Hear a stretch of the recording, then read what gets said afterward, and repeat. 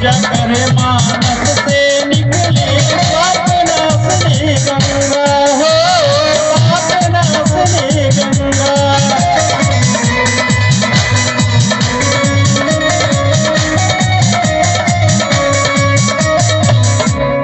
देखिए हमारे जीवन में दो तरह की गंगा, एक भगवान के जटा से निकली जिसको हम लोग जटा स्रवित गंगा कहते हैं, और एक स्वयं रामचरित मानस से निकली जिसको हम लोग जिह्वा स्रवित गंगा कहते हैं।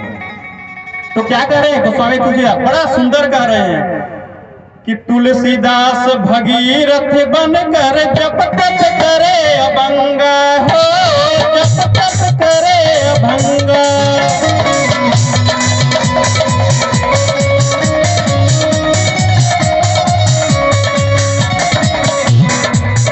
तब जाकर निकली अपने में पाप नाशनी गंगा हो, पाप नाशनी गंगा।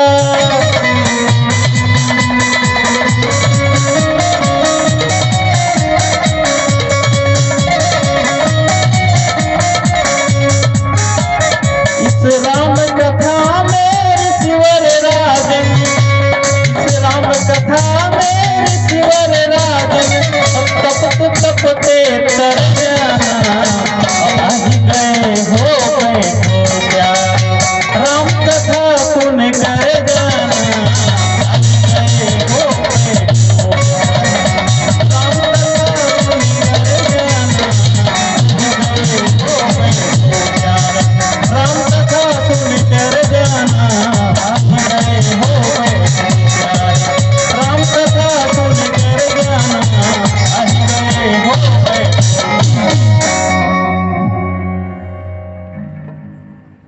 राम कथा पतित पावन गंगा है।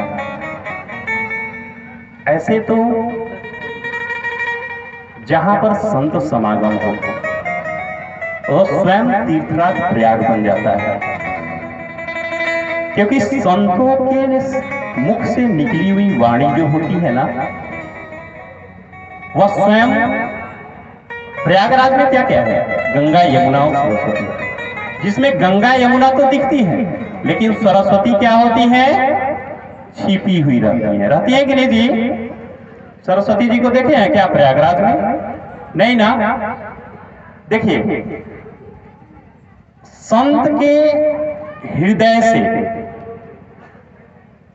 जो आपके द्वारा या आपके प्रति आशीर्वाद निकलता है वह स्वयं पवित्र गंगा के स्वरूप है, और संतों का आगमन जो है वह स्वयं यमुना के स्वरूप है, और उनके अंदर छिपी हुई जो ज्ञान होती है ना वह स्वयं सरस्वती के स्वरूप है। इसलिए आज तीर्थराज प्रयाग में बैठ करके और आप लोग कथा का श्रवण पान कर रहे हैं, और इससे बड़ी महत्ता क्या हो सकती है? आइए, आज तक हम लोगों ने श्री रामचरितमानस की सिर्फ और सिर्फ क्या सुनी कि क्या है श्री रामचरितमानस। आज हम लोग श्री रामचरितमानस में प्रवेश करते हैं। देखिए श्री रामचरितमानस में, श्री रामचरितमानस को गोस्वामी तुलसीदास जी ने स्वयं अपने आप में मानसरोवर कहा है, और हर मानसरोवर के कितने घाट होते हैं? 4 घाट। कौन कौन है 4 घाट? पहला है ज्ञान घाट, ज्ञान घाट, कर्म घाट, भक्ति घाट, और तीसरा है शरणागत घाट। ज्ञान घाट पर स्वयं भूत भवन भगवान भोले शंकर जिसके चरण में बैठकर हम लोग श्री राम कथा का श्रवण पान कर रहे हैं। अमोआ में ये जो मंदिर का, ये मंदिर प्रांगण जो है भूत भवन भगवान भोले शंकर का है ना जी। अब सोचिए, कल हम बताए थे, कल हमने बताया था, निवेदन किया था कि रची महेश निज मानस राखा, स्वयं भूत भवन भगवान भोले शंकर के द्वारा ही यह रामचरितमानस को रचा गया है। और आज कहां पर? स्वयं भूत भवन भगवान भोले शंकर मां पार्वती को ज्ञान घाट में बैठ करके और राम कथा का श्रवण पान करा रहे हैं। दूसरे वक्ता, एक साथ 4-4 वक्ता श्री राम कथा का श्रवण पान करा रहे हैं। यहाँ तो एक ही वक्ता है और एक वक्ता को नहीं लोग सुन पाते हैं। हाँ, उठ उठ के चल देते हैं। लेकिन क्या कहे भजन में, क्या कहा है कि राम नाम जप ले नहीं तो पछताएगा, माटी का खिलौना माटी में मिल जाएगा। कहा गया ना। और क्या कहा गया कि बड़े घरों की बड़ी बहुरिया कथा सुनन न जास हो, बड़े घरों की बड़ी बहुरिया यही बाप से कुतिया बन बन घर घर डंडा खास। श्रीमन नारायण नारायण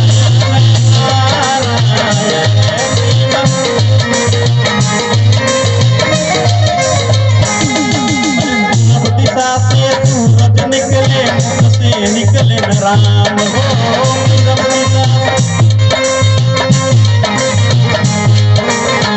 यही पाप से घोड़ा बनी है, मुंह में लगे लगाम। श्रीमन नारायण नारायण नारायण।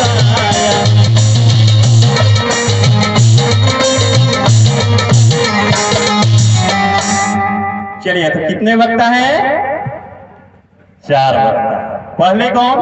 ज्ञान घाट पर भूत भान भगवान भोले शंकर जो है कैलाश पर्वत पर मां पार्वती को कथा श्रवण करा रहे हैं। दूसरे कर्म घाट पर काग भुसुंडी जी गरुड़ जी को कथा श्रवण पान करा रहे हैं, जो नीलगिरी पर्वत पर है। तीसरे वक्ता याज्ञवल्क्य मुनि प्रयागराज में भारद्वाज मुनि को कथा श्रवण पान करा रहे हैं। और चौथा घाट जिस पर स्वयं गोस्वामी तुलसीदास जी संतों के बीच में और अपने ही हृदय को कथा श्रवण पान करा रहे हैं। कहां पर बैठे हैं? काशी के 80 घाट में बैठे हैं। कहां बैठे हैं? 80 घाट। 4 वक्ता जो हैं वो कथा श्रवण पान करा रहे हैं। श्री रामचरितमानस की इतनी महिमा। अब ध्यान से समझिएगा, जैसे मानसरोवर में 4 घाट होते हैं। अगर ज्ञान घाट से कोई अगर जानवर चाहे कि हम उलट करके अब पानी पी लें, क्या सरोवर का पानी मिल जाएगा? क्या नहीं मिलेगा। अगर दूसरे सीढ़ी से जो कर्म घाट है, कर्म घाट से कोई चाहे कि हम अगर पानी पी लें तो वो भी संभव नहीं है। तीसरे सीढ़ी से भक्ति घाट से कोई चाहे कि अगर हम पानी पी लें वो भी संभव नहीं है।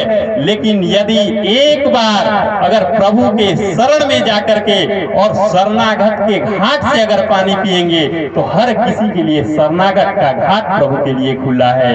और यही शरणागत के घाट पर गोस्वामी तुलसीदास जी अपने आप में काशी में 80 घाट पर और संतों के भी और अपने हृदय को स्वयं श्री रामचरितमानस रूपी कथा का श्रवण पान करा रहे हैं। तो एक बार प्रेम से बोलिए गोस्वामी तुलसीदास जी महाराज की, प्रेम से बोलिए श्री रामचरितमानस की।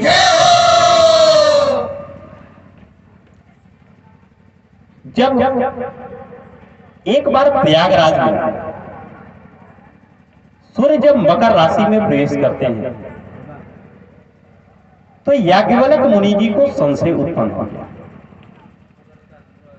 और भारद्वाज मुनि जो हैं याज्ञवल्क्य मुनि के पास आते हैं और कहते हैं कि हे मुनि, एक बात बताइए, आपने इतने दिनों से श्री रामचरितमानस रूपी कथा का श्रवण पान करा रहे हैं और हमारे कर्ण गौहर में भी श्री राम कथा जो है प्रवेश किया और आपने बहुत सारे राम के बारे में बताया।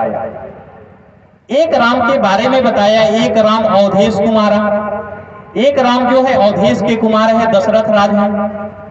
दूसरे राम के बारे में बताया कि एक राम जो थे वो अपने आप में उनके भार्या को रावण उठा करके ले गया था और उसी में उनको बहुत पीड़ा हुई और रोष हुआ और रावण को रणांगन में मार दिए और मारने के बाद सीता जी को उठा करके ले आए।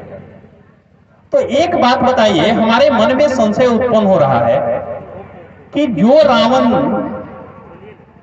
जगत जननी जगदम्बा मां सीता को उठा करके हरण करके ले गया था, उसको मारने वाले राम हैं या अवधेश नरेंद्र नंदन जो है वही परब्रह्म राम है?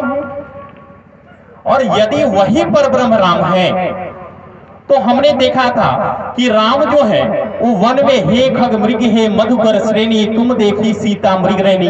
तो क्या जो ब्रह्म है वो किसी खग मृग मधुकर से पूछेगा कि बताइए कि हमारे सीता को कौन उठा करके ले गया? यदि वो ब्रह्म है तो उनको सर्व विदित होना चाहिए कि हाँ अपने आप में हमारे भार्या सीता को उठा करके रावण के द्वारा लंकेश द्वारा उठा करके ले जाया गया है। तो ऐसे स्थिति में क्या वही ब्रह्म है? तो उनको कैसे नहीं पता था? तब याज्ञवल्क्य मुनि भारद्वाज मुनि से कहते हैं कि यही संशय अपने आप में सती जी को भी उत्पन्न हुआ था और सती जी उनकी परीक्षा लेने गई थी। और इस चीज को बारे में जब आप तभी जान सकते हैं जब आप श्री रामचरितमानस को पूरी तरह से उसके गूढ़ रहस्यों को समझ पाएंगे।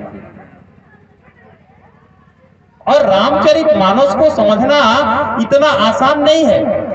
यदि कोई भी व्यक्ति यदि मूर्ख बन के श्री रामचरितमानस को समझना चाहे तो वह अति सरलतम ढंग से समझ जाएगा, और अगर कोई ज्ञानी बनकर श्री रामचरितमानस को समझना चाहे तो उसके लिए रामचरितमानस इतनी गूढ़ है कि उसको समझने में कम से कम एक युग तो लग ही जाएंगे, क्योंकि रामचरितमानस जो है वो स्वयं वेद की ऋचाएं हैं।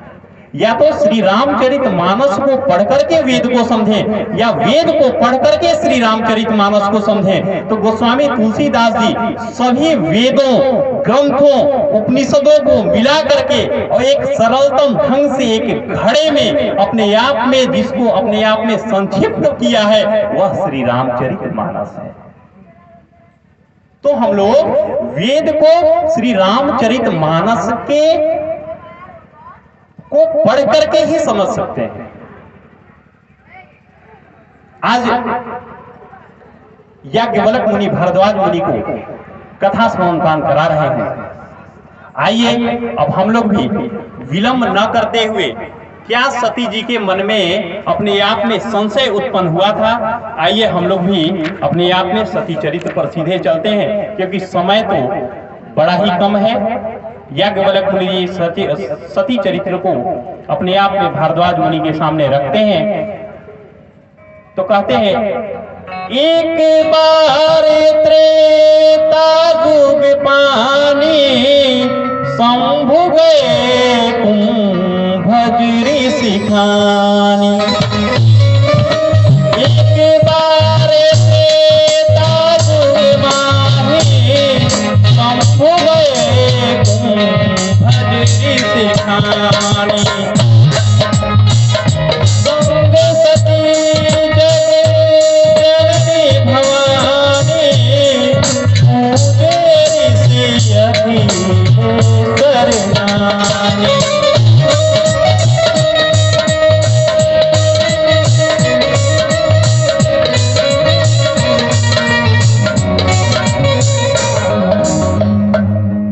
एक बार त्रेता युग की बात है। भगवान शंकर, भगवान भोले शंकर जो है कैलाश पर विराजमान है और विचार विमर्श कर रहे हैं कि क्यों न एक बार श्री रामचरितमानस को मृत्यु लोक में धरातल पर जाकर के सुना जाए। और जब उनके मन में संशय को देखा तो सती जी ने बड़ा सुंदर प्रश्न किया कि हे प्रभु, आपके मन में किस तरह का संशय हो रहा है? तो भूतवान भगवान भोले शंकर कहते हैं कि सती, जो जिस रामचरितमानस को स्वयं हमने अपने हृदय से प्रकट किया है, एक बार उनके महिमा को, जो परब्रह्म है, जो हमारे अपने आप में इष्ट देव हैं, उनकी कथा को क्यों न चलकर मृत्युलोक में सुना जाए। तो त्रेता युग की बात है। भगवान शंकर जो है वो कुंभज ऋषि के पास, कुंभज का अर्थ क्या होता है? घड़ा।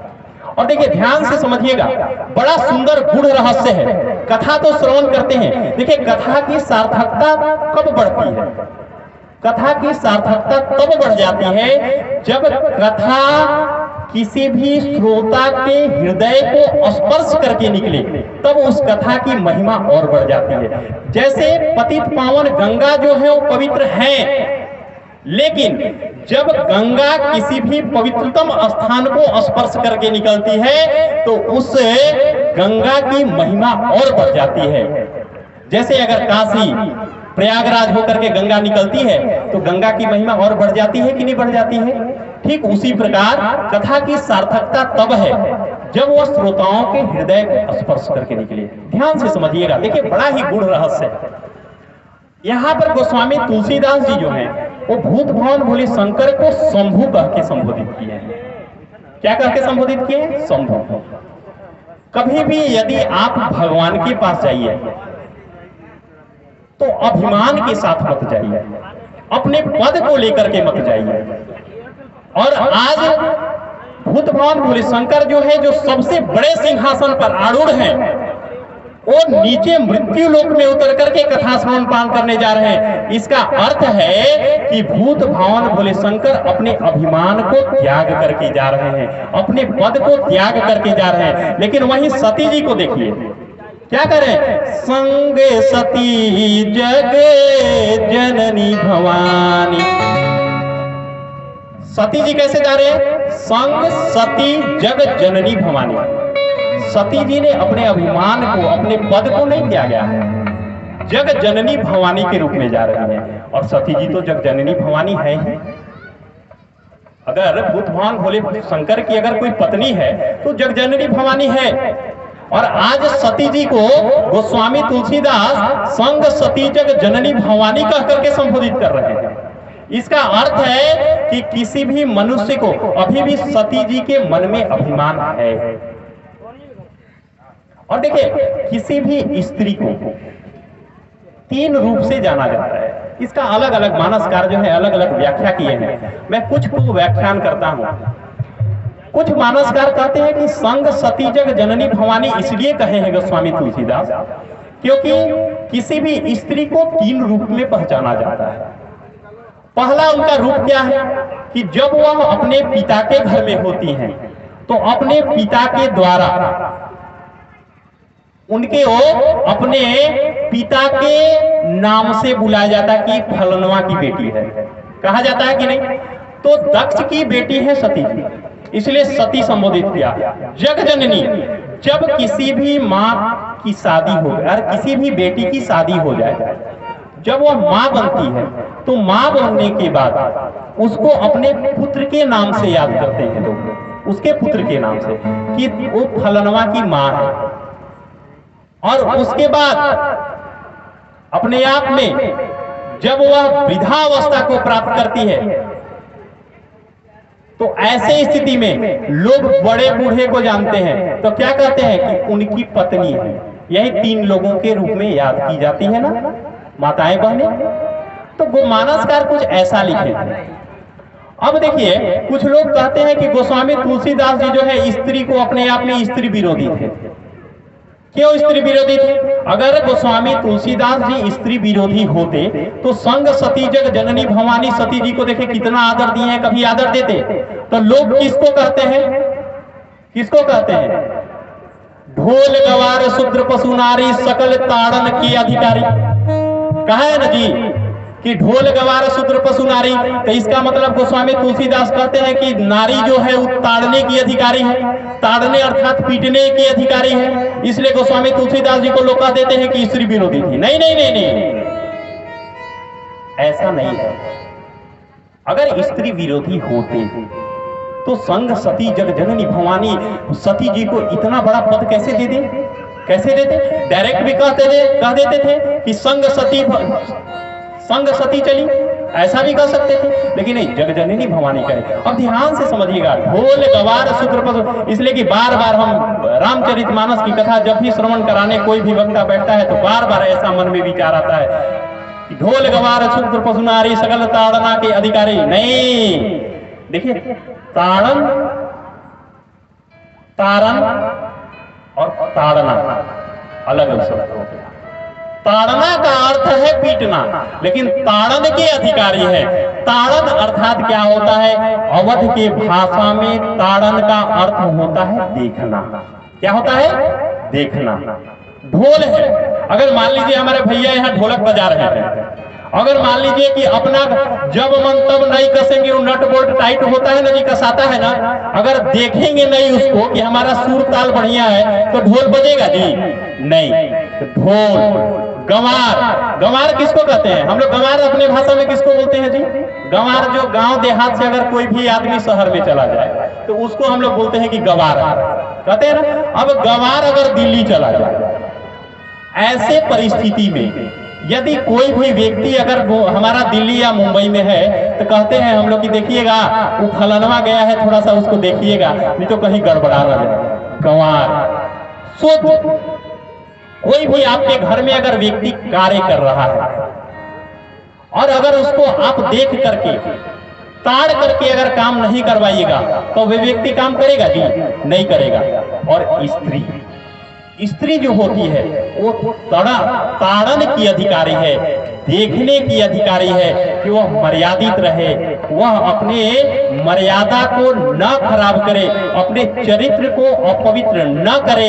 इसलिए स्त्री ताड़न की अधिकारी है, न कि ताड़ना की अधिकारी है। इसलिए गोस्वामी तुलसीदास जी जो है वो ताड़ना शब्द अर्थात पीटना नहीं है। ढोल गवार शुक्र पशु नारी सकल ताड़न के अधिकारी है, ताड़ना के अधिकारी नहीं है। इसलिए आज के बाद ये संशय अपने मन से हटा दीजिएगा। माता बहनों के लिए बोले ना, खुश है ना आप लोग? ताड़ना नहीं है, ताड़न शब्द है, देखने की अधिकारी है। अगर प्यार से पत्नी को देखिएगा ना, आपके लिए जान न्यौछावर कर देती है। और उधर से अगर मान लीजिए ऑफिस से दुनिया जहान की है कहीं से आते हैं तो सीधे स्त्री पर बरस पड़ते हैं, पानी नहीं लाई अभी तक, खाना नहीं बनाई अभी तक। अरे भैया, आप तो जाते हैं बाहर में, ड्यूटी करते हैं, कुर्सी पकड़ लिए, कार्य कर लिए, घर आ गए और दूसरे का गुस्सा यहाँ पत्नी पर लाके उतार देते हैं। लेकिन पत्नी को भी देखिए ना, सुबह 5 बजे जब उठती है तो सर्व कार्य को करते हुए अंततः आपका वेट करते रहती है, कब हमारे पति देव आएंगे, पानी देंगे वगैरह। 2 मिनट लेट हो जाती है, पत्नी पर भड़क जाते हैं। पत्नियों का भी यह स्वभाव होता है, थोड़ी थोड़ी बात के लिए पति पर गुस्सा रोष कर देती है। नहीं नहीं नहीं नहीं, रोष करने वाली बात नहीं है। पति और पत्नी के बीच में यह माधुर्य अपने आप में जो आपके अंदर विश्वास की भावना होनी चाहिए, आपके अंदर प्रेम होनी चाहिए, तभी आपका जीवन बड़ी सफलता पूर्वक बीतेगी और बड़ी अच्छे से बीतेगी। और पति पत्नी के बीच में प्रेम होना भी चाहिए। चलिए हम लोग बात को इधर उधर न ले जाएं, क्योंकि हमारे त्रिपुरारी भैया बार बार कहते हैं कि नहीं नहीं बात को इधर उधर बड़ी खींच रहे हैं। अब क्या करें? रामचरित हरि कथा, हरि अनंत, हरि कथा अनंत। हरि की कथा तो अनंत है, कितना ही युग तक सुनते रहिए। जैसे मान लीजिए कि गंगा में आप स्नान करने जाते हैं तो गंगा में जब आप स्नान किए तो जब पहली डुबकी लगाते हैं तो उस समय धारा कुछ और होती है, दूसरी डुबकी लगाते हैं तो उस समय दूसरी धारा आ जाती है, तीसरी डुबकी लगाते हैं तो तीसरी धारा आ जाती है। तो जब जितने कथावाचक से आप सुनिएगा या ग्रंथ या वेद, उतनी बार आपको कुछ नए चीज सीखने के लिए मिलेगा। इसलिए अपने आप में किसी भी चीज को बड़ी दृढ़ता से और विश्वास को मन में रख करके आप सुनिए, क्योंकि कथावाचक जो होता है कुछ ना कुछ नया जरूर दे करके जाता है। चलिए अब आगे क्या हुआ देखते हैं। आज सती जी को लेकर के भगवान कुंभज ऋषि के आश्रम में पहुंचते हैं। कुंभज का एक और नाम है अगस्त। क्या नाम है जी? अगस्त। ध्यान से सुनिएगा कथा को। अब सती जी के मन में संशय उत्पन्न हो रहा है कि क्या भूतभान भगवान भोले शंकर है, ये पगलाव लगे हैं का? जो स्वयं श्री रामचरित मानस का रचयिता है वो अपने आप में कथा भी किससे सुनने जा रहा है? तो कुंभज घड़ा से कथा सुनने जा रहा है। अरे कुंभज घड़ा कथा क्या सुनाएगा? कुंभज घड़ा पर तो मारो तो टन टन टन टन खाली आवाज करता है कि नहीं जी? तो अपने आप में कुंभज ऋषि के यहाँ जो है भूतभान भगवान भोले शंकर जब पहुंचे तो सती के मन में संशय उत्पन्न हो गया।